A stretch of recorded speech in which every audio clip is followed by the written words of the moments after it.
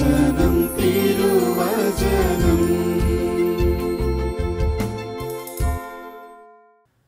ഈശോ മിശിഹായ്ക്ക് സ്തുതിയായിരിക്കട്ടെ.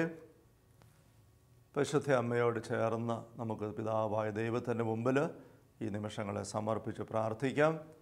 ദൈവകൃപ നിറഞ്ഞ മറിയമേ സ്വസ്തി, കർത്താവ് അങ്ങയോട് കൂടെ സ്ത്രീകളിൽ അങ്ങ് അനുഗ്രഹിക്കപ്പെട്ടവളാകുന്നു. അങ്ങയുടെ ഉദരത്തിൻ്റെ ഫലമായി ഈശോ അനുഗ്രഹിക്കപ്പെട്ടവനാകുന്നു. പരിശുദ്ധ മറിയമേ തമ്പുരാൻ്റെ അമ്മേ, പാപികളായി ഞങ്ങൾക്ക് വേണ്ടി ഇപ്പോഴും ഞങ്ങളുടെ മരണസമയത്തും തമ്പുരാനോട് അപേക്ഷിച്ചു കൊള്ളണമേ. ആമേൻ. പിതാവിനും പുത്രനും പരിശുദ്ധാത്മാവിനും സ്തുതി, അതിലെ പോലെ ഇപ്പോഴും എപ്പോഴും എന്നേക്കും. ആമേൻ. ഈശോയിൽ ഏറ്റവും സ്നേഹമുള്ള സഹോദരരെ, വിശുദ്ധ യോഹന്നാൻ്റെ സുവിശേഷം 13-ാമത്തെ അധ്യായത്തിൽ 21 മുതലുള്ള തിരുവചനങ്ങളിൽ നാം ഇപ്രകാരം വായിക്കുന്നല്ലോ. ഇത് പറഞ്ഞപ്പോൾ ഈശോ ആത്മാവിൽ അസ്വസ്ഥനായി. അവൻ വ്യക്തമായി പറഞ്ഞു, സത്യം സത്യമായി ഞാൻ നിങ്ങളോട് പറയുന്നു, നിങ്ങളിൽ ഒരുവൻ എന്നെ ഒറ്റിക്കൊടുക്കും. അവൻ ആരെപ്പറ്റി പറയുന്നു എന്നറിയാതെ ശിഷ്യന്മാർ ആകുലചിത്തരായി പരസ്പരം നോക്കി. ശിഷ്യന്മാരിൽ ഈശോ സ്നേഹിച്ചിരുന്നവൻ അവൻ്റെ വക്ഷസ്സിലേക്ക് ചാരിക്കിടന്നിരുന്നു. ശിമോൻ പത്രോസ് അവനോട് ആംഗ്യം കാണിച്ചു പറഞ്ഞു, അവൻ ആരെപ്പറ്റി പറയുന്നുവെന്ന് ചോദിക്കുക. ഈശോയുടെ വക്ഷസ്സിൽ ചേർന്ന് കിടന്നുകൊണ്ട് അവൻ ചോദിച്ചു, കർത്താവേ, ആരാണത്? അവൻ പ്രതിവചിച്ചു, അപ്പക്കഷ്ണം മുക്കി ഞാൻ ആർക്ക് കൊടുക്കുന്നുവോ അവൻ തന്നെ. അവൻ അപ്പക്കഷ്ണം മുക്കി ശിമോൻ ഇസ്കറിയോത്തയുടെ മകൻ യൂദാസിന് കൊടുത്തു. അപ്പക്കഷ്ണം സ്വീകരിച്ചതിനെ തുടർന്ന് സാത്താൻ അവനിൽ പ്രവേശിച്ചു. ഈശോ അവനോട് പറഞ്ഞു, നീ ചെയ്യാനിരിക്കുന്നത് വേഗം ചെയ്യുക. എന്നാൽ ഭക്ഷണത്തിനിരുന്നവരിൽ ആരും അവനിത് എന്തിനു പറഞ്ഞുവെന്ന് അറിഞ്ഞില്ല. പണസഞ്ചി യൂദാസിൻ്റെ പക്കലായിരുന്നതിനാൽ നമുക്ക് തിരുനാളിന് ആവശ്യമുള്ളത് വാങ്ങുക എന്നോ ദരിദ്രർക്ക് എന്തെങ്കിലും കൊടുക്കുകയെന്നോ ആയിരിക്കാം ഈശോ അവനോട് ആവശ്യപ്പെട്ടതെന്ന് ചിലർ വിചാരിച്ചു. ആ അപ്പക്കഷ്ണം സ്വീകരിച്ച ഉടനെ അവൻ പുറത്തു പോയി. അപ്പോൾ രാത്രിയായിരുന്നു. അന്ത്യത്താഴ വേളയിൽ അപ്പസ്തോലന്മാർക്കൊപ്പമായിരിക്കുന്ന ഈശോ അസ്വസ്ഥനായിരിക്കുന്നു.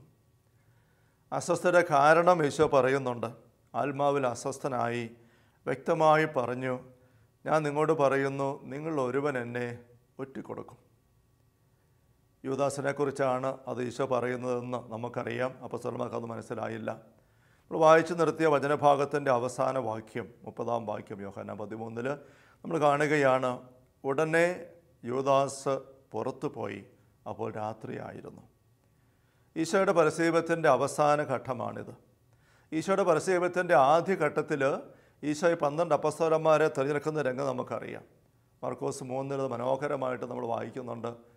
13 മുതലുള്ള വാക്യങ്ങളിൽ, പിന്നെ അവൻ മലയിലേക്ക് കയറി തനിക്ക് ഇഷ്ടമുള്ളവരെ തൻ്റെ അടുത്തേക്ക് വിളിച്ചു, തൻ്റെ കൂടെ ആയിരിക്കാൻ, പിന്നെ പ്രസംഗിക്കാൻ അയക്കാൻ, പിന്നെ പിശാചിനെ ബഹിഷ്കരിക്കാനുള്ള അധികാരം നൽകാൻ വേണ്ടിയിട്ട്.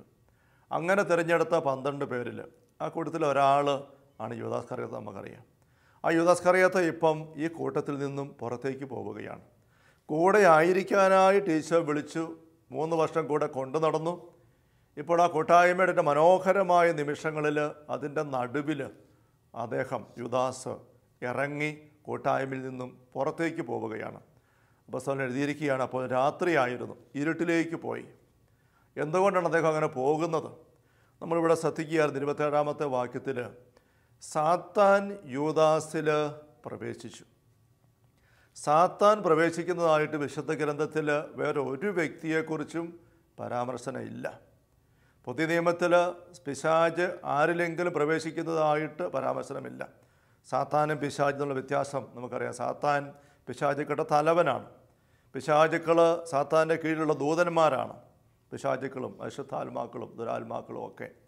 അനേക അശുദ്ധാത്മാക്കളും ദുരാത്മാക്കളും പിശാചുക്കളും മനുഷ്യരിൽ ആവസിക്കുന്നതായിട്ട് ബൈബിളിൽ പരാമർശനമുണ്ട്. അങ്ങനെ ആവസിച്ച ആൾക്കാരെ ഈശോ വിടുതൽ കൊടുത്ത് ദൈവരാജ്യ അനുഭവത്തിലേക്ക് കൈപിടിച്ച് ഉയർത്തും നമുക്ക് കാണാൻ പറ്റുന്നുണ്ട്. പക്ഷേ അവർ എങ്ങനെ ആവേശിച്ചു, അല്ലെ ആവേശിക്കുന്ന സംഭവത്തെപ്പറ്റി പരാമർശനങ്ങളില്ല. ആവേശിച്ച അവസ്ഥകളെപ്പറ്റി പറയുന്നുണ്ട്. പഴയ നിയമത്തിൽ ദുരാത്മാവ് ആവേശിക്കുന്ന ഒരു രംഗം ഇസ്രായേലിൻ്റെ ഒന്നാമത്തെ രാജാവായ സാവൂളിനെക്കുറിച്ച് വായിക്കുമ്പോൾ നമ്മൾ കാണുന്നുണ്ട്. സാമുവേലിൻ്റെ പുസ്തകത്തിൽ 1-ാം പുസ്തകത്തിൽ 15-ാമത്തെ അധ്യായത്തിൽ ഒരു ദുരാത്മാവ് സാവൂളിൽ ആവേശിക്കുന്നു എന്ന് നമ്മൾ വായിക്കുകയാണ്. എന്നാൽ പുതിയ നിയമത്തിൽ ദുരാത്മാവോ പിശാചോ ആരും ആവേശിക്കുന്ന കാണുന്നില്ല. പക്ഷേ സാത്താൻ, തലവനായ സാത്താൻ തന്നെ ഒരു വ്യക്തിയിലേക്ക് പ്രവേശിക്കുന്നുവെന്ന് നമ്മൾ വായിക്കുന്നു. അത് 2 സുവിശേഷകന്മാർ രേഖപ്പെടുത്തിയിട്ടുണ്ട്. യോഹന്നാൻ 13:27 ലൂക്ക 22:3. അത് യൂദാസിനെ കുറിച്ചാണ്. സാത്താൻ അവനിൽ പ്രവേശിച്ചു. സാത്താൻ പ്രവേശിച്ച് സാത്താൻ നയിച്ചുകൊണ്ട് പോവുകയാണ്. സാത്താൻ പ്രവേശിച്ചു, പൂർണ്ണമായിട്ട് യൂദാസിനെ ഏറ്റെടുത്ത് കഴിഞ്ഞു. അപ്പോൾ പിന്നെ ഈശോയോട് പറയുകയാണ്, നീ ചെയ്യാനിരിക്കുന്നത് വേഗം ചെയ്യുക. പിശാചിൻ്റെ നയിക്കലിനായിട്ട്, ആവാസത്തിനായിട്ട് സ്വയം പൂർണ്ണമായിട്ട് വിട്ടുകൊടുത്ത യൂദാസ്, ആ യൂദാസിനെ ഇനി ഈശോയ്ക്കറിയാം തൻ്റെ കൂടെ വെച്ചുകൊണ്ടിരുന്നിട്ട് യാതൊരു കാര്യവുമില്ല. സാത്താൻ അവനിലേക്ക് കടന്ന് അവനെ പൂർണ്ണമായിട്ട് ഏറ്റെടുക്കുന്ന നിമിഷം വരെയും ഈശോയ്ക്കൊരു പ്രതീക്ഷയുണ്ടായിരുന്നു. അതുകൊണ്ടാണ് ഈശോ അപ്പസ്തലന്മാരുടെ പാദം കഴുകി, ഒരു പക്ഷേ അത് അപ്പസ്തലന്മാരുടെ പാദം കഴുകുക അല്ലെങ്കിൽ കൂടെയുള്ള ഭക്ഷണ ശുശ്രൂഷയിൽ കാല് കഴുകുക എന്നുള്ളൊരു പ്രക്രിയ ഇല്ലാത്തതാണ് ശുശ്രൂഷ ഭാഗമായിട്ട്. അത് യാത്ര കഴിഞ്ഞ് വരുമ്പോൾ ഭവനത്തിൽ പ്രവേശിക്കുമ്പോൾ ആ കൂട്ടത്തിലുള്ള ഏറ്റവും എളിയ ആൾ അല്ലെങ്കിൽ അടിമയായിരിക്കുന്ന വ്യക്തി ആ ഭവനത്തിലുണ്ടെങ്കിൽ അവർ ഇങ്ങനെ കാലിലെ പൊടി കഴുകാൻ വേണ്ടി പാദം കഴുകാൻ വെള്ളം വെച്ചിരിക്കുന്ന, ശുദ്ധീകരണത്തിനുള്ള വെള്ളം പുറത്ത് വെക്കുന്ന ഒരു രീതി യഹൂദർക്കുണ്ട്. അത് ഈ ഒരു പെസഹ ഭക്ഷണത്തിൻ്റെ ആരംഭത്തിൽ എവിടെയോ തീർന്നു പോകേണ്ട കാര്യമാണ്. അങ്ങനത്തെ ഒരു കാര്യം ഈശോ ചെയ്യുന്നു എന്ന മട്ടിൽ പെസഹ ഭക്ഷണത്തിന് ഇടയിൽ എഴുന്നേറ്റ് അങ്കി മാറ്റി വെച്ചിട്ട് ഈ അപ്പസ്തലന്മാർ എല്ലാവരെയും പാദങ്ങൾ കഴുകി ചുംബിച്ചു. അതേപ്പറ്റി വിശുദ്ധ പിതാക്കന്മാർ നൽകുന്നൊരു വ്യാഖ്യാനം, അതൊരു പാദക്ഷാളനത്തിന് വേണ്ടിയല്ല, മറിച്ച് യഥാർത്ഥത്തിൽ ഈ യൂദാസിൻ്റെ കാല് പിടിച്ച് ഒന്നുകൂടെ തമ്പുരാനിലേക്ക് വരാനുള്ള, സുവിശേഷത്തിലേക്ക് വരാനുള്ള, ദൈവരാജ്യത്തിലേക്ക് വരാനുള്ള ഒരു ക്ഷണിക്കൽ, ഒരു വിളി ശക്തമായിട്ടും അവസാനമായിട്ടും കൊടുക്കാൻ ഈശോ ആഗ്രഹിച്ചു. അതിന് ഈശോ ഒരു അവസരം ഉണ്ടാക്കുന്നതാണ് എന്നാണ്. യൂദാസിൻ്റെ കാലിൽ പിടിച്ച് മുത്തി ആ കണ്ണുകളിലേക്ക് നോക്കി യൂദാസേ എന്നൊരിക്കൽ കൂടി വിളിക്കാൻ, സ്നേഹത്തോടെ ക്ഷണിക്കാൻ ഈശോ ഒരു അവസരം ഉണ്ടാക്കുകയാണ്. അതിനുവേണ്ടി അങ്ങേയറ്റം മുതൽ ഇങ്ങേയറ്റം വരെ കാലുകിഴി വന്നു. അത് യൂദാസ് സ്വീകരിച്ചു. അതെല്ലാം കഴിഞ്ഞിട്ടും യൂദാസ് കപടത മാറ്റാതെ, ഉള്ളിലെ വെറുപ്പ് മാറ്റാതെ, ഈശോയ്ക്കെതിരെയുള്ള ചിന്തകൾ ഒഴിവാക്കാതെ നിന്നിട്ട് ഈശോയുടെ കയ്യിൽ നിന്നും ആ അപ്പം വാങ്ങി ഭക്ഷിക്കുകയും കൂടി ചെയ്യുന്നു. ഈ അപ്പത്തെപ്പറ്റി ബൈബിൾ വ്യാഖ്യാതാക്കൾ പറയുമ്പോൾ 2 അഭിപ്രായമുണ്ട്. ഈശോ അന്ത്യത്താഴ വേളയിൽ അപ്പമെടുത്ത് വാഴ്ത്തി തൻ്റെ ശരീരവും വീഞ്ഞെടുത്ത് വാഴ്ത്തി രക്തവുമാക്കി മാറ്റിക്കൊടുത്ത് കുർബാന സ്ഥാപിച്ച് അങ്ങനെ ഈശോ തൻ്റെ ശരീരമാക്കി മാറ്റിയ അപ്പം അതാണ് യൂദാസിന് കൊടുത്തത് എന്ന് ചിന്തിക്കുന്നവരുണ്ട്. അതേസമയം യഹൂദ പെസഹ ഭക്ഷണത്തിൻ്റെ ഭാഗമായിട്ട് അവിടെ വെച്ചിരുന്നൊരു അപ്പക്കഷ്ണം യോഹന്നാൻ ഇങ്ങനെ ഭക്ഷണത്തിലോട്ട് ചാഞ്ഞ് കിടന്ന് കർത്താവെ ആരാ നിന്നെ ഒറ്റിക്കൊടുക്കാൻ ചോദിച്ചപ്പം യോഹന്നാൻ അടയാളം കൊടുക്കാൻ വേണ്ടിയിട്ട് കൈ കിട്ടിയ ഒരു അപ്പക്കഷ്ണം എടുത്ത് വീഞ്ഞിൽ മുക്കി കൊടുത്തുവെന്നേ ഉള്ളൂ എന്ന് വ്യാഖ്യാനമുണ്ട്. ഏതായാലും അത് ഒന്നുകിൽ ഈശോയുടെ തിരുശരീരമായിട്ട് വാഴ്ത്തപ്പെട്ട അപ്പം, അല്ലെങ്കിൽ ഈശോ പങ്കെടുക്കുന്ന വിശുദ്ധ പെസഹായുടെ മധ്യേ അവിടെ കൃതജ്ഞതാസ്തോത്രം ചെയ്ത് ആശീർവദിച്ച് അവർ ഭക്ഷിക്കാനെടുത്ത അപ്പത്തിൻ്റെ ഭാഗം. അത് രണ്ടിലേതായാലും ഈശോയുടെ കയ്യിൽ നിന്നുമാണ് ഈ അപ്പസ്തലൻ സ്വീകരിക്കുക. അങ്ങനെ സ്വീകരിക്കുമ്പോൾ സാത്താൻ യൂദാസിലേക്ക് പ്രവേശിക്കുകയാണ്. ഇത് ബൈബിൾ വിമർശനാത്മകമായിട്ട് വിശകലനം ചെയ്യുന്ന ആൾക്കാർ അടിവരയിട്ട് ചൂണ്ടിക്കാണിക്കുന്ന ഒരു രംഗമാണ്. ഈ ബൈബിളിൽ എന്തുമാത്രം സത്യത്തോടുള്ള പ്രതിബദ്ധത നിറഞ്ഞു നിൽക്കുന്നു എന്നതിൻ്റെ ഒരു വ്യക്തമായ രംഗം അടയാളമായിട്ട്. കാരണം ഈശോയുടെ കയ്യിൽ നിന്ന് അപ്പം വാങ്ങി ഭക്ഷിക്കുമ്പോൾ സാത്താൻ ഒരു അപ്പസ്തലനിലേക്ക് പ്രവേശിക്കുന്നു. അത് സംഭവം അങ്ങനെ നടന്നു. പക്ഷെ അതിങ്ങനെ എഴുതി വെക്കണമെങ്കിൽ അത് എഴുതി വെക്കുന്ന ആൾക്കാർ, നമുക്കറിയാം ഈശോയുടെ മരണത്തിനും ഉത്ഥാനത്തിന് ശേഷം 10, 30, 40 വർഷം കഴിഞ്ഞിട്ടാണ് ഈ വിശുദ്ധ ഗ്രന്ഥങ്ങൾ, സുവിശേഷങ്ങൾ എഴുതപ്പെടുന്നത്. അങ്ങനെ എഴുതപ്പെടുന്ന അവസരത്തിൽ അപ്പസ്തലന്മാരൊക്കെ സഭയിലെ വലിയ ദീപസ്തംഭങ്ങളായിട്ട് നേതൃസ്ഥാനങ്ങളിൽ നിൽക്കുകയാണ്. ഈശോയെപ്പറ്റി അവർ പഠിപ്പിക്കുന്ന ദൈവപുത്രൻ, ദൈവത്തിൻ്റെ ചൈതന്യം നിറഞ്ഞു നിൽക്കുന്ന വ്യക്തി, അങ്ങനെയൊക്കെ പഠിപ്പിക്കുന്ന ഈശോ അന്ത്യത്താഴ വേളയിൽ താൻ അപ്പം എടുത്ത് കൊടുത്തപ്പം അത് സ്വീകരിച്ച വ്യക്തിക്ക് സാത്താൻ കയറി എന്നുള്ള ഒരു കാര്യം സംഭവിച്ചതാണെങ്കിലും എഴുതി വെച്ചാൽ അത് വായിക്കുന്ന ആൾക്കാർ ഒരുപക്ഷെ നെറ്റ് ചൊളിച്ചിട്ട് മറ്റ് വിജാതീയരായ ആൾക്കാർ, ഈശോയെപ്പറ്റി അത്ര ബോധ്യമില്ലാത്ത ആൾക്കാർ, യഹൂദ പശ്ചാത്തലം ഈശോയുടെ അറിയത്തില്ലാത്ത പ്രവചനങ്ങൾ അറിയത്തില്ലാത്ത ആൾക്കാർ ഇത് വായിക്കുമ്പോൾ തെറ്റിദ്ധരിക്കില്ലേ? അപ്പോൾ ഈശോ ദൈവത്തിനാണെന്ന് പറഞ്ഞിട്ട് ഈശോ കയറുന്ന അപ്പം വാങ്ങി ഭക്ഷിക്കുമ്പോൾ സാത്താനാണോ കയറുന്നത്? അപ്പോൾ സാത്താൻ അവിടെ ഉണ്ടോ? അല്ല ഈശോ സാത്താനെ കൊടുക്കുന്നയാളാണോ? അല്ല ഈശോയ്ക്കൊപ്പം സാത്താൻ എങ്ങനെ പ്രവർത്തിക്കാൻ സാധിക്കുന്നു? ഇങ്ങനെയൊക്കെയുള്ള ഒത്തിരി ചിന്തകളും കലക്കങ്ങളും ഒക്കെ ഉണ്ടാകാനുള്ള എല്ലാ സാധ്യതയും ഉണ്ടായിട്ടും ആ ഒരു സംഭവം അതേപടി അപ്പക്കഷ്ണം ഈശോയുടെ കയ്യിൽ നിന്ന് സ്വീകരിച്ച ഉടനെ സാത്താൻ അവന് പ്രവേശിച്ചുവെന്ന് അതേപടി സുവിശേഷന്മാർ എഴുതി വെച്ചു. അതിനകത്ത് ഒരു കോംപ്രമൈസും ഒരു വെള്ളം ചേർക്കലും ഒന്നും പറ്റത്തില്ല. അത് ബൈബിളിൻ്റെ ഈ സത്യമായിട്ട് പങ്കുവെക്കുന്ന ദൈവിക വെളിപ്പെടുത്തലിൻ്റെ ആ ആധികാരികതയുടെ ഒരു മനോഹരമായ ഒരു അടയാളമായിട്ട് ഇതിന് രംഗമായിട്ട് ഇതിനെ വിമർശനാത്മക രീതിയിൽ വചനത്തെ സമീപിക്കുന്നവർ ചൂണ്ടിക്കാണിക്കാറുണ്ട്. അപ്പം ഇങ്ങനെ സാത്താൻ പ്രവേശിച്ചു. അതോടുകൂടെ ഈശോയ്ക്കറിയാം ഇനി അവനെ പൂർണ്ണമായിട്ട് നയിക്കുന്നത് പിശാചാണ്. അവനെ കൂടെ ഇരുത്തുക എന്ന് പറയുന്നത് പോലും ഈശോയ്ക്ക് അസ്വസ്ഥതയാണ്, ഭാരമാണ്. ഈ ഒരു സംഭവം മുൻകൂട്ടി കണ്ടുകൊണ്ടാണ് ഈശോ ആത്മാവിൽ അസ്വസ്ഥനായിട്ട് ഈ കാര്യം തെളിച്ച് പറയുന്നത്. അങ്ങനെ പിശാചിൻ്റെ ആവാസത്തിന് പൂർണ്ണമായിട്ടും വിധേയപ്പെട്ട അവസ്ഥയിൽ യൂദാസ് ഇങ്ങനെ പുറത്തേക്ക് പോകുന്നു. ബാക്കി നമുക്കറിയാം. ഈശോയെ ഒറ്റിക്കൊടുക്കുന്നു. അവസാനം ആ മനുഷ്യൻ പിശാചിൻ്റെ കൺട്രോളിൽ സകല പ്രത്യാശയും നഷ്ടപ്പെട്ട് നിരാശയിൽ പതിച്ച് ആത്മഹത്യ ചെയ്ത് അവസാനിക്കുകയാണ്. ചിലപ്പോഴൊക്കെ നമ്മുടെ ഉള്ളിൽ പൊങ്ങി വരാവുന്ന ഒരു ചിന്ത, എന്തുകൊണ്ട് ഈശോ യൂദാസിലെ പിശാചിനെ ഇറക്കി വിട്ടില്ല? ഈശോ എന്തുമാത്രം പിശാചുക്കളെ ബഹിഷ്കരിച്ച ആൾക്കാരെ ഫ്രീ ആക്കിയിട്ടുണ്ട്. വലിയ പിശാചുക്കളുടെ വലിയ സംഘം തന്നെ ഉണ്ടായിരുന്ന മനുഷ്യർ പോലും, ലഗിയോൻ ആവശ്യത്തിരുന്ന വ്യക്തി, വലിയ 2000-ഓളം വരുന്ന പന്നിക്കൂട്ടത്തിന് പോലും താങ്ങാൻ പറ്റാതെയുള്ള പൈശാചിക സാന്നിധ്യം പേറിക്കൊണ്ട് നടന്ന ഒരു മനുഷ്യൻ, ആ മനുഷ്യനെ പോലും ഈശോ വിടുവിച്ചു സകല കെട്ടുകളിൽ നിന്നും. അത്ര ശക്തമായ സംഭവങ്ങളൊക്കെ ഈശോയുടെ ശുശ്രൂഷ നമ്മൾ കാണുകയാണ്. പിന്നെ ഈശോ ആഗ്രഹിച്ച് പിശാചുക്കളുടെ മേൽ അധികാരം കൊടുത്ത് ശുശ്രൂഷ വിജയകരമായി നടത്തിച്ച് 3 വർഷം കൂടെ പരിശീലനത്തിനായി കൊണ്ടു നടന്ന ഈശോയുടെ ചങ്കത്തിരുന്ന, ഈശോയുടെ കയ്യിലിരുന്ന ഈ അപ്പസ്തോലനെ പിശാച് അങ്ങനെ തട്ടിക്കൊണ്ടുപോയി.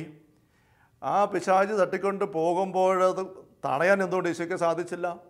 അല്ലെ പിശാച് സാത്താനോട് പ്രവേശിച്ചു. അത് കഴിഞ്ഞിട്ട് പോലും ഈശോയ്ക്ക് തൻ്റെ അധികാരം ഉപയോഗിച്ച് സാത്താനെ അവനിൽ നിന്ന് പുറത്തു പോവുക എന്ന് എന്തുകൊണ്ട് ഈശോ പറഞ്ഞില്ല?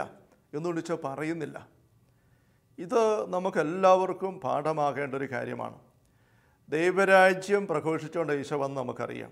അത് നരകരാജ്യത്തിനെതിരെയുള്ളൊരു പോരാട്ടമാണ്. ദൈവരാജ്യ ശുശ്രൂഷ നരകരാജ്യത്തിനെതിരെയുള്ളൊരു പോരാട്ടമാണ്. നരകരാജ്യത്തിൻ്റെ ഞൂഴ്ന്ന് കടക്കലുകൾ, അല്ലെ കടന്നു കയറ്റങ്ങൾ, ആക്രമണങ്ങൾ നിരന്തരം നമുക്ക് ചുറ്റുമുണ്ട്. പർദീസയിൽ നമ്മളത് കാണുന്നുണ്ട്. പർദീസയിൽ ദൈവം മനുഷ്യനെ സൃഷ്ടിച്ച പർദീസയുടെ സൗഭാഗ്യ അവസ്ഥയിൽ എല്ലാ ദിവസവും പിതാവായ ദൈവം ഇറങ്ങി വന്ന് അവരുടെ കൂടെ ഉലാത്തുനിന്ന് വൈകുന്നേരം എന്ന് പറയുന്ന പോലെ, അതുപോലെ ദൈവ സാമീപ്യവും ദൈവ അനുഭവവും ഉള്ള ജീവിത സാഹചര്യത്തിൽ പോലും സർപ്പത്തിൻ്റെ രൂപത്തിൽ പിശാച് അവിടെ നുഴഞ്ഞ് കയറി ഹവ്വയുടെ ഉള്ളിലേക്ക് വേണ്ടാത്ത ചിന്തകൾ നുണയായിട്ട് ഓതിക്കൊടുത്ത് അതിലേക്ക് അവരുടെ ഉള്ളിനെ വളച്ചെടുത്ത് ദൈവം നയിക്കുന്ന അവസ്ഥയിൽ നിന്നും ആ വ്യക്തിയുടെ ഉള്ളിനെ പിശാച് നയിക്കുന്ന അവസ്ഥയിലേക്ക് മാറ്റുന്നതിൽ സർപ്പം പിശാച് വിജയിച്ചു. നരകരാജ്യത്തിന് ഇങ്ങനത്തെ ഒരു പോരാട്ടം നമ്മുടെ എല്ലാ ജീവിതത്തിൻ്റെ നിരവധിയായ അവസരങ്ങളിൽ നമ്മൾ അഭിമുഖീകരിച്ചു കൊണ്ടിരിക്കുന്നൊരു കാര്യമാണ്. നമ്മളത് തിരിച്ചറിഞ്ഞാലും ഇല്ലെങ്കിലും. എന്നാൽ ഇങ്ങനെയുള്ള നാരകീയ അവസ്ഥയിലേക്ക് പോകുമ്പോൾ അതിൻ്റെ ഒരു മൂർധന്യാവസ്ഥ ഇവിടെ നമ്മൾ കാണുന്നത്. എന്തുകൊണ്ടാണ് യൂദാസിനെ ഈശോ ബലമായിട്ട് വിടുവിക്കാതിരുന്നത്? നമ്മളതേപ്പറ്റിയാണ് ചിന്തിക്കുന്നത്. ഒരു അമേരിക്കൻ സൈക്കാട്രിസ്റ്റിൻ്റെ കാര്യം ഇവിടെ ഞാൻ എനിക്ക് പങ്കുവച്ചിട്ടുണ്ട്. സ്കോട്ട് എം പെക്ക് എന്നു പേരായ ഒരു സൈക്കാട്രിസ്റ്റ് അമേരിക്കയിൽ 2005 കണക്റ്റിക്കട്ടിൽ മരിച്ച വ്യക്തി. അദ്ദേഹം അനേക വർഷങ്ങൾ വളരെ വിജയകരമായി ശുശ്രൂഷ ചെയ്തിരുന്ന സൈക്കാട്രിസ്റ്റായിട്ട്. അപ്പോൾ അദ്ദേഹത്തിൻ്റെ പക്കലെത്തുന്ന രോഗികളെ അദ്ദേഹം തൻ്റെ ചികിത്സാ പാഠവും അറിവൊക്കെ ഉപയോഗിച്ച് ചികിത്സിച്ചിരുന്നു. പക്ഷെ അങ്ങനെ വന്നവരിൽ ഒരു സ്ത്രീ, ആ സ്ത്രീ നേരത്തെ വേറൊരു ഡോക്ടറുടെ പക്കൽ ചികിത്സ എടുത്തിരുന്ന വ്യക്തിയാണ്. അവിടെ ഇത് വിജയിക്കുന്നില്ല, രോഗം മാറുന്നില്ല. അവസാനം ഈ ഡോക്ടറുടെ പക്കലെത്തി. ഈ ഡോക്ടർ പരിശ്രമിച്ചിട്ട് മാറുന്നില്ല, രോഗത്തിന് ശമനം വരുന്നില്ല. അങ്ങനെ പല പല അനുഭവത്തിൽ കടന്നുപോയി കഴിഞ്ഞപ്പം ക്രൈസ്തവനൊന്നും ആയിരുന്നില്ലെങ്കിൽ പോലും ഈ സ്കോട്ട് എംപെക് എന്ന് പറയുന്ന സൈക്കാട്രിസ്റ്റ് അദ്ദേഹത്തിന് ഒരു സംശയം വന്നു, ഈ സ്ത്രീയിൽ എന്തെങ്കിലും ഈ ബൈബിളിൽ കാണുന്ന പോലെയുള്ള ഒരു പൈശാചിക സാന്നിധ്യമാണോ, പൈശാചിക ആവാസമാണോ? അത് വെച്ച് അദ്ദേഹം പഠിച്ച് അവസാനം അദ്ദേഹത്തിന് ബോധ്യം കിട്ടുന്നത് ഒരു ബഹിഷ്കരണ ശുശ്രൂഷ എക്സോർസിസം നടത്തണം ഈ സ്ത്രീയിൽ. അതിനുവേണ്ടി അദ്ദേഹം പറ്റിയ ആൾക്കാരെ അന്വേഷിച്ച് കിട്ടിയില്ല, സഭയെ സമീപിച്ചു, എന്നിട്ടും ഉദ്ദേശിച്ച സഹായം ലഭിച്ചില്ല.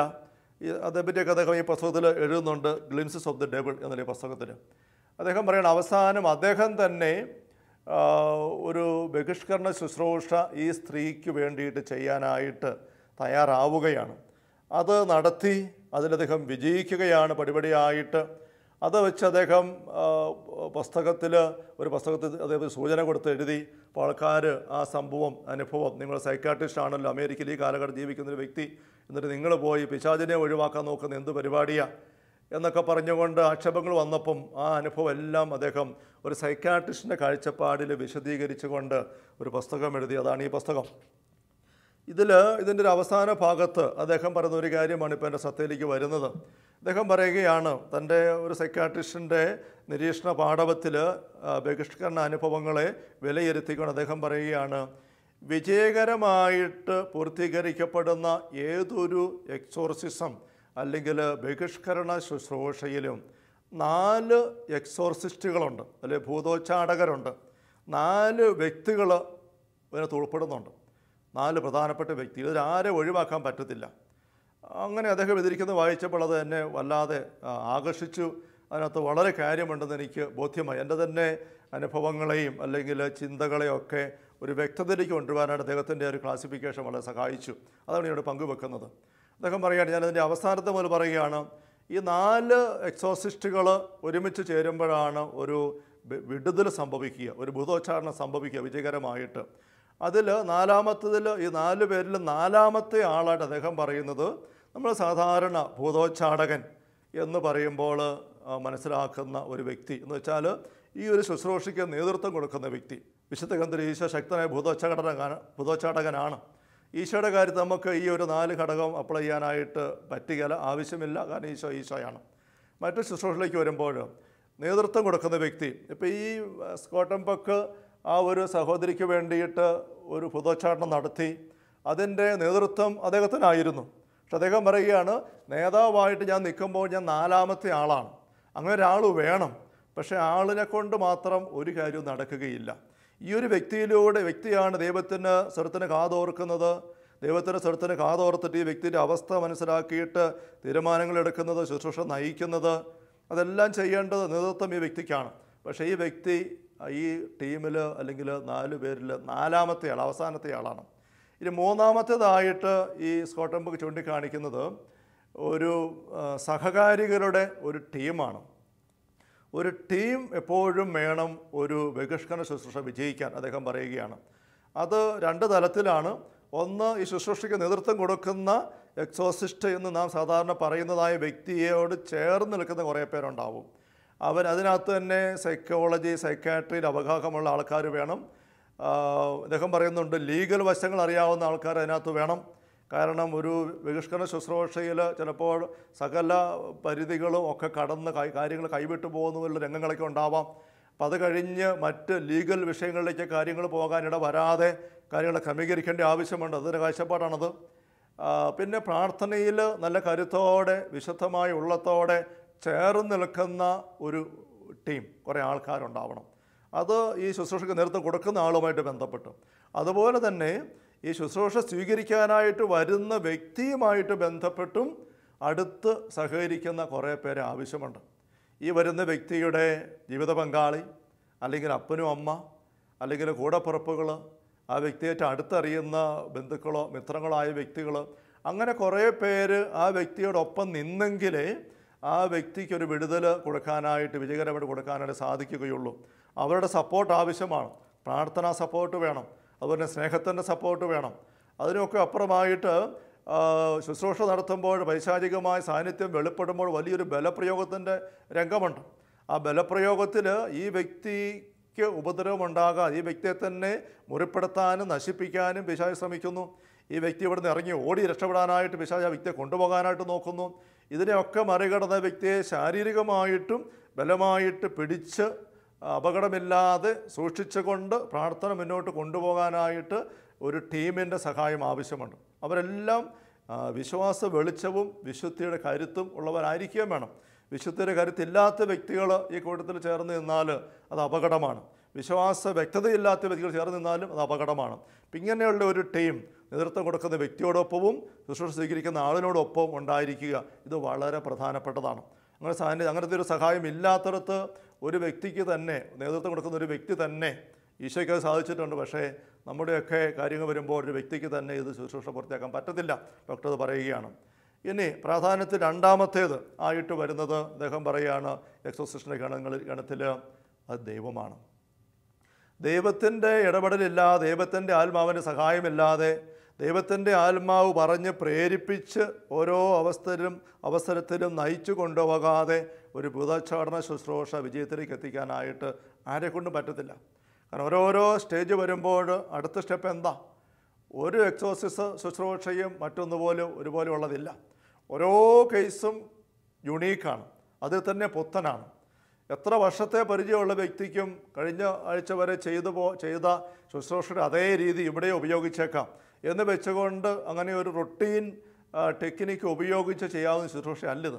ഓരോ കേസിലും വ്യക്തിയുടെ വ്യത്യാസം കൊണ്ടും വൈശാചാര്യയുടെ വ്യത്യാസം കൊണ്ടും അത് ബാധിച്ചിരിക്കുന്ന, അതിന് വേറിറക്കിയിരിക്കുന്ന രീതികളുടെ വ്യത്യാസം കൊണ്ടും പുതുമ അല്ലെങ്കിൽ അതുവരെ ഇല്ലാത്തതായ പുതിയ രീതികൾ അതിനകത്തുണ്ട്. അപ്പോൾ അവിടെയെല്ലാം പരിശുദ്ധാത്മാവ് ദൈവത്തിൻ്റെ സഹായം ഇല്ലാതെ അത് മനസ്സിലാക്കാനും എന്നോട് ചുവടുവെക്കാനും പറ്റുകയില്ല.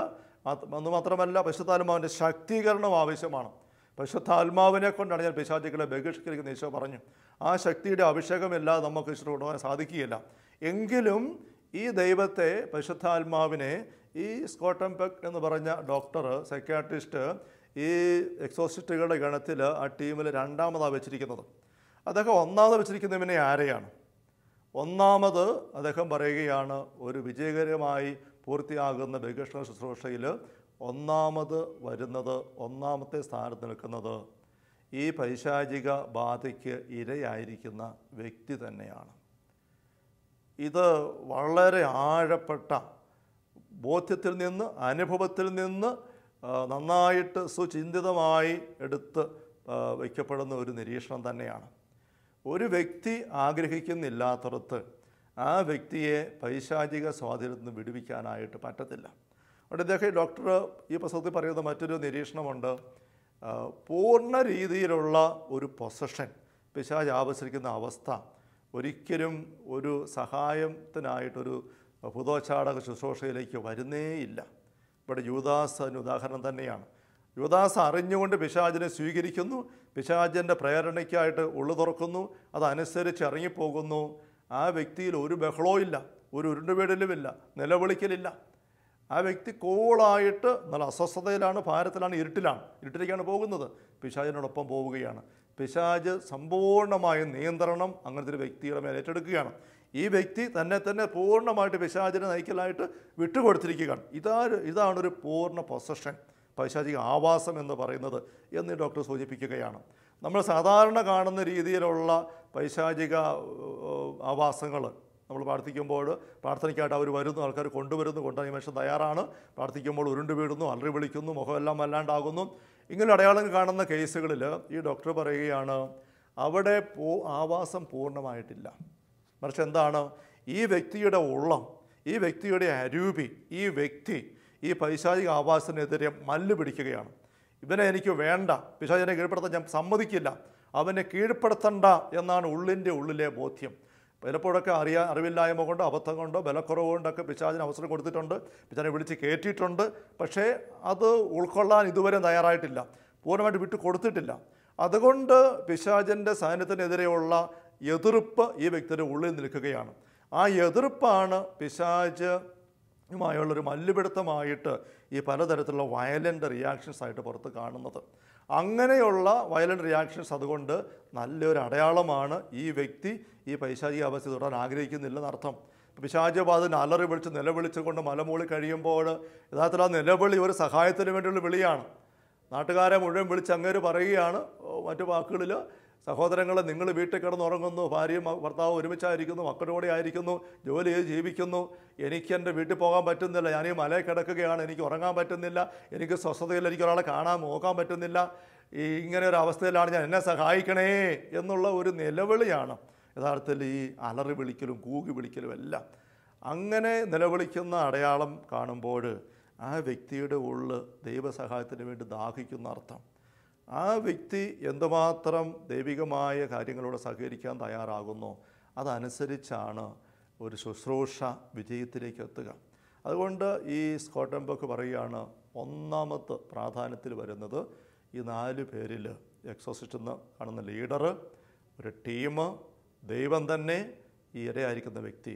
ഈ 4 പേരിൽ ഈ ഇരയായിരിക്കുന്ന വ്യക്തി തന്നെയാണ്. നമ്മൾ വചനത്തിൽ കണ്ടു, ഈശോ ആത്മാവിൽ അസ്വസ്ഥനായി, നെടുവീർപ്പെട്ടു. ഒരാളെന്നെ ഒറ്റക്കൊടുക്കുമെന്ന് പറഞ്ഞു. അപ്പം കൊടുക്കുമ്പോൾ സാത്താൻ പ്രവേശിച്ചു. അവൻ ഇരുട്ടിലേക്ക് പോയി. യൂദാസ് അറിയാത്ത ഈശോയ്ക്ക് അവനെ രക്ഷിക്കാൻ സാധിക്കുന്നില്ല. എന്തുകൊണ്ട്? യൂദാസ് അത് ആഗ്രഹിച്ചില്ല. യൂദാസ് ഈശോയോട് സഹകരിച്ചില്ല. ഈശോയുടെ വാക്കിന് മുമ്പിൽ അനേക പിശാചുക്കൾ കൂട്ടമായിട്ട് ഇറങ്ങിപ്പോകുന്ന യൂദാസ് കണ്ടിട്ടുണ്ട്. യൂദാസ് തന്നെ ഇറക്കി വിട്ടിട്ടുണ്ട്. എങ്കിലും അവൻ ആഗ്രഹിച്ചില്ല. അതുകൊണ്ട് അവനത് ലഭിച്ചില്ല. സ്നേഹമുള്ളവരെ, നമ്മുടെ ആഗ്രഹം തമ്പുരാന് വളരെ പ്രധാനപ്പെട്ടതാണ്. ദാഹിക്കുന്നെങ്കിൽ വരട്ടെ, അന്വേഷിക്കുവിൻ കണ്ടെത്തും, മുട്ടുവിൻ വിളിക്കും, തുറക്കപ്പെടും, ചോദിക്കുവിൻ ലഭിക്കും. നമുക്ക് ആഗ്രഹത്തോടെ തമ്പുരാന്റെ പക്കലേക്ക് വരാം. നമ്മുടെ ജീവിതത്തിലെ ബന്ധനങ്ങളും ഞെരുക്കങ്ങളും നിസ്സഹായതകളും എത്ര ചെറുതാകട്ടെ, എത്ര പഴക്കമുള്ളതാകട്ടെ, നമ്മുടെ ഈ സഹകരണ മനോഭാവവും എത്രയോ പ്രധാനപ്പെട്ടതാണ് നമുക്ക് തിരിച്ചറിയാം. നമുക്കൊരു നിമിഷം പ്രാർത്ഥിക്കാം. തിരുസന്നിധിയിലേക്ക് നമ്മുടെ ഉള്ളങ്ങളെ ചേർക്കാം. കർത്താവായ ഈശോയെ, ഈ സമയത്തെ ഓർത്ത് ഞങ്ങൾ അങ്ങേക്ക് നന്ദി പറയുന്നു. അങ്ങയുടെ ദൈവരാജ്യത്തിൻ്റെ രഹസ്യങ്ങൾ ഞങ്ങൾക്ക് പങ്കുവെച്ച് തരുന്നതിന്, അങ്ങയുടെ തൃക്കരങ്ങളിൽ നിന്ന് അപ്പം വാങ്ങി ഭക്ഷിക്കുമ്പോൾ അങ്ങയുടെ പ്രിയപ്പെട്ട അപ്പസ്തോലനടങ്ങ് തിരഞ്ഞെടുത്ത ആ മകനിലേക്ക്, ആ വ്യക്തിയിലേക്ക് സാത്താൻ കയറി എന്ന് വിശുദ്ധ ഗ്രന്ഥത്തിൽ എഴുതി രേഖപ്പെടുത്തപ്പെട്ട് ഞങ്ങളുടെ മുമ്പിൽ നൽകപ്പെട്ടിരിക്കുന്നല്ലോ. അത് വെറുതെയല്ല, യൂദാസിനെ പറ്റി മാത്രമല്ല, ഞങ്ങളെപ്പറ്റി ഞങ്ങൾ തിരിച്ചറിയേണ്ട കാര്യങ്ങളുണ്ടെന്ന് ഞങ്ങൾ മനസ്സിലാക്കുന്നു. ഈശോയെ, ഈ വചനത്തിൻ്റെ ആഴങ്ങളിലേക്ക് ഞങ്ങളെ കൊണ്ടുപോയി നിമിഷങ്ങൾ ഓർത്ത് ഞങ്ങൾ നന്ദി പറയുന്നു. യൂദാസ് ആഗ്രഹിച്ചില്ല, അതുകൊണ്ട് അതിന് വിടുതൽ കിട്ടിയില്ല. ഈശോയെ, ഞങ്ങൾ ആഗ്രഹിക്കുന്നില്ല എങ്കിൽ അങ്ങ് എന്തുമാത്രം ആഗ്രഹിച്ചാലും, ആരെല്ലാം ശുശ്രൂഷ ചെയ്യാനായിട്ട് ഉണ്ടായിരുന്നാൽ പോലും, എത്ര പേരുടെ നേതൃത്വം ഞങ്ങൾക്ക് സഹായമായിട്ട് കിട്ടിയാൽ പോലും അതൊന്നും ഞങ്ങൾക്ക് ഉപകാരപ്പെടില്ല. ഞാനെന്ന വ്യക്തിയുടെ ആഗ്രഹം, അന്വേഷണം, ദാഹം, തുറവി, അതാണ് എന്നെ വിടുതലിലേക്ക് നയിക്കുക ആത്യന്തികമായിട്ട് എന്ന് ഞാൻ മനസ്സിലാക്കുന്നു. കർത്താവായ ഈശോയെ, പരിശുദ്ധ കത്തോലിക്കാ സഭയിൽ ഈ എളിയ ദാസനം കനിഞ്ഞു നൽകിയ ശുശ്രൂഷ പൗരോഹിത്യത്തിൻ്റെ അഭിഷേക അധികാരം അനുസരിച്ച്, പാലാരൂപതയുടെ വാഗമൺ മൗണ്ടനുമ്പോ ധ്യാന കേന്ദ്രത്തിൻ്റെ നിയമനാധികാരം അനുസരിച്ച് ഈ വചനം പങ്കുവെച്ചുകൊണ്ട് ആയിരുന്ന ഈ നിമിഷങ്ങളുടെ സമാപനത്തിൽ ആ വചനത്തിനായിട്ട് ഉള്ളു തുറന്ന്, ഇപ്പോൾ കർത്താവ് ഞങ്ങളുടെ സ്പർശനത്തിനായിട്ട് അങ്ങയുടെ സത്പ്രേരണയ്ക്ക് ഉത്തരം കൊടുത്തുകൊണ്ട് ദാഹത്തോടെ, തുറവയുടെ, എളിമയോടെ നിന്റെ മുമ്പിലായിരിക്കുന്ന മക്കളുടെ മേൽ അങ്ങയുടെ നാമത്തിൽ കരമുയർത്തിയ ദാസൻ പ്രാർത്ഥിക്കുന്നു. കർത്താവ്, ഞങ്ങളുടെ ശക്തമായ കരസ്പർശനം, റൂഹ സാന്നിധ്യം ഈ മക്കൾ ഓരോരുത്തരിക്കും കടന്നു വരട്ടെ. പൂർണ്ണമായൊരു വിടുതലിൻ്റെ അവസ്ഥയിലേക്ക് മക്കളുടെ ജീവിത തലങ്ങളെല്ലാം പടിപടിയായിട്ട് ഉയർന്നു വരാൻ അതുവഴി ഇടവരുകയും ചെയ്യട്ടെ. നമ്മുടെ കർത്താവ് ഈശോ മിശിഹായുടെ സമൃദ്ധമായ കൃപയും അനുഗ്രഹങ്ങളും പിതാവായ ദൈവത്തിൻ്റെ അവർണ്ണനീയമായ സ്നേഹവും പരിശുദ്ധാത്മാവായ ദൈവത്തിൻ്റെ നിരന്തരമായ സഹവാസവും സ്നേഹമുള്ളവരെ നാം ഓരോരുത്തരുടെ കൂടെ ഉണ്ടായിരിക്കട്ടെ, ഇപ്പോഴും എപ്പോഴും എന്നേക്കും. ആമേൻ.